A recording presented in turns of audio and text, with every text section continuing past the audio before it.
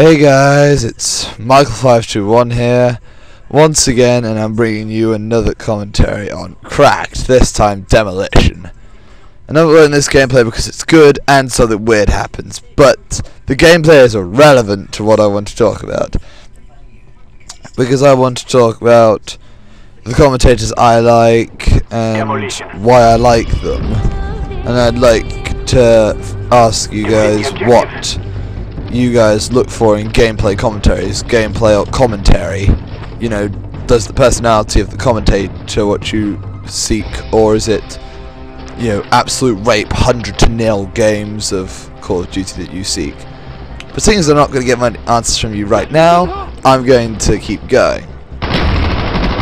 So, first off, there's Woody's gamertag, and he's pretty fun. He has a very warm personality, which is what I like about most, and you're going to be hearing that a lot. Most of the commentators I like have warm personalities, very likable people.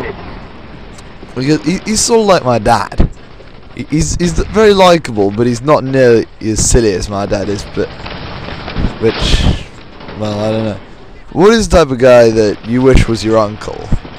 Because he gives you good advice and stuff, and when he does actually do something wrong in whatever he's doing, he will tell you what he did wrong and how you could avoid that, and how you could avoid that, so you can learn from his mistakes, because he doesn't want you to make any mistakes. And I kind of like that. And then well, I also like Captain Sparkles, or as he prefers to refer to himself as Jordan. Jordan kind of gives off the impression of a bumbling imbecile, but he really isn't. He actually has your mind rigged to what he wants to happen. If he wants, he actually knows what you're thinking when you watch his commentary. He's kind of like Boris Johnson, like that, if you guys know him. Because Boris Johnson is kind of a bit of a gives off the idea of a bumbling idiot. But he knows what he's doing. He knows practically everything, the inside and the outside of what he's doing.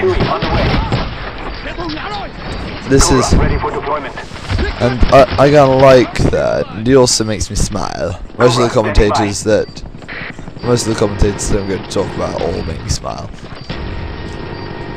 And well, Jordan's the type of guy you'd like as your best mate, because he knows what's happening and how you can do to help yourself with it.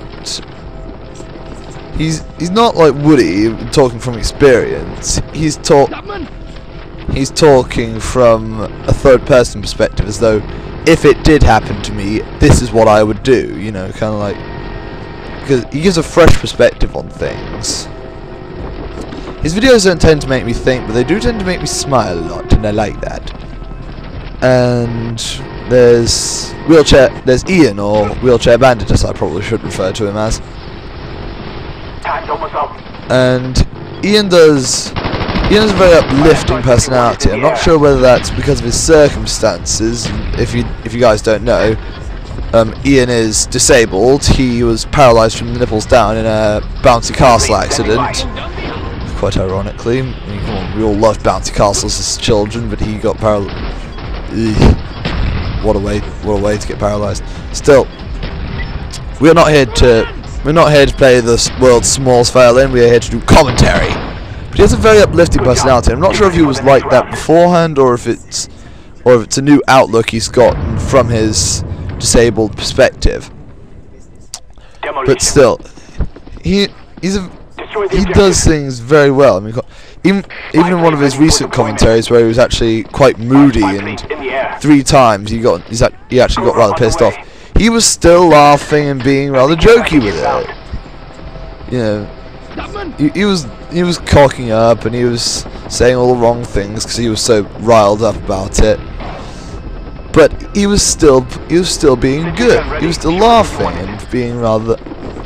So that's kind of why I like it, because even when he is kind of miffed, he doesn't make you, he gets his point across, and yeah, it makes you think, but it also makes you smile still, because he because you understand he's just human.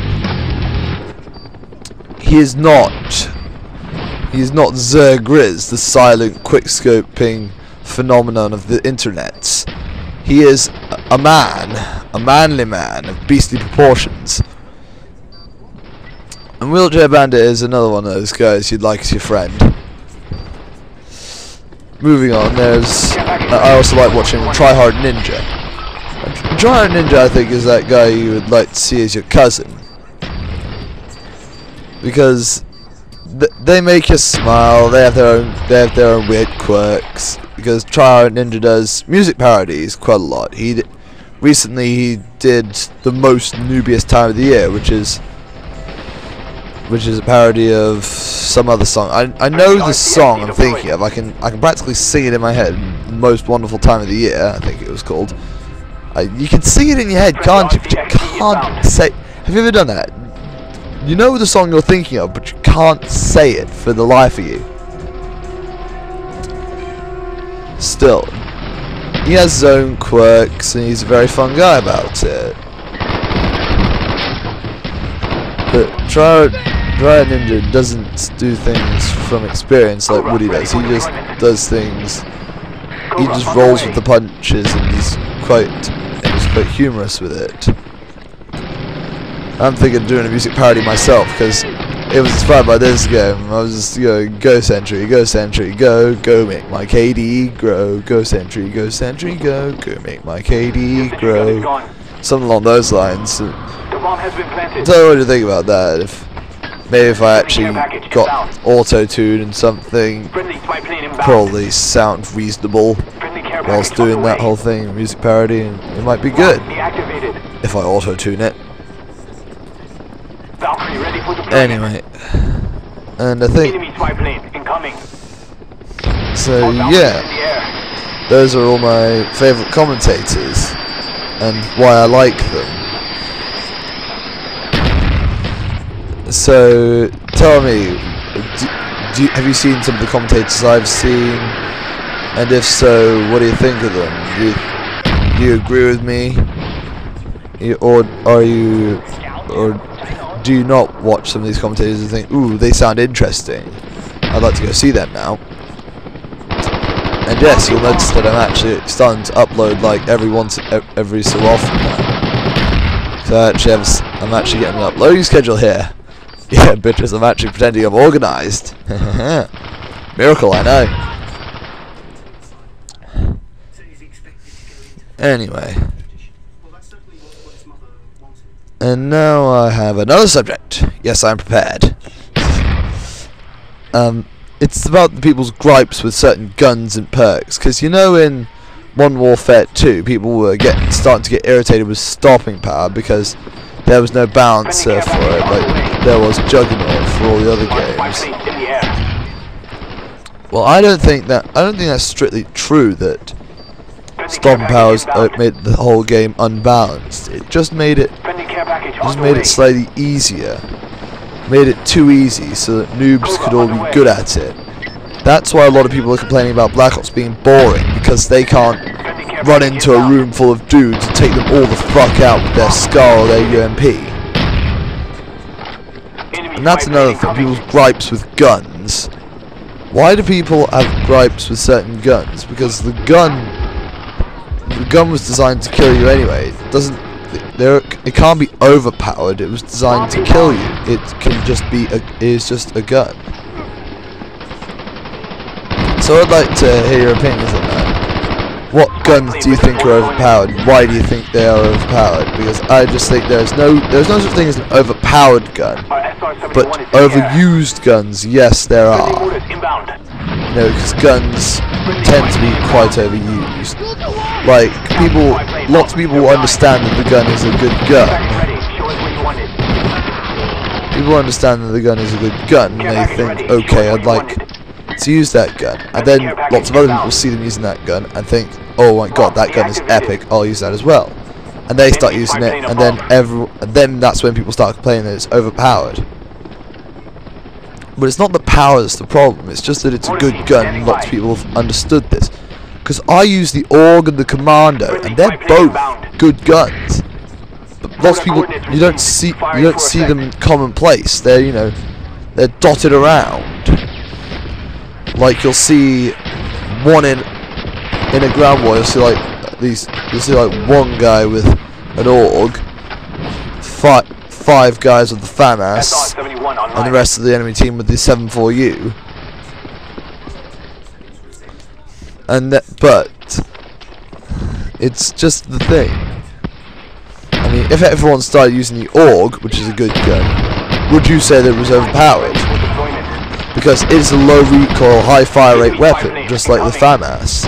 If anything, it's a FAMAS copy, except it looks a lot different and it actually makes a much more satisfying sound. The FAMAS in of itself makes a quite satisfying sound, but the AUG makes a much more satisfying sound than the FAMAS. At least that's my opinion. So if everyone immediately started jumping to the AUG because they knew it was a good gun, would you say it was overpowered? I mean, if everyone started using the F2000 gun in Modern Warfare 2, and they were all doing well with it, would you say the F2000 was overpowered? What would you say, given the circumstances, if everyone was using it like the AK-74U, would you say that that gun was overpowered? I think you wouldn't though, because there are no really truly overpowered guns, only the overused ones.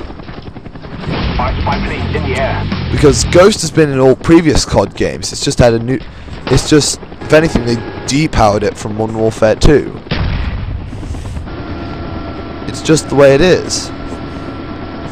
Anyway, guys, leave your comments below on any of the subjects at hand. I'd love to hear your input because, well, I'm a sad bastard like that. I like to hear what you guys have to say because I've been talking for 15 minutes. I've been talking for 12 minutes here. I'd at least like to take the time out of my day to read what you have to say about my video. Bye.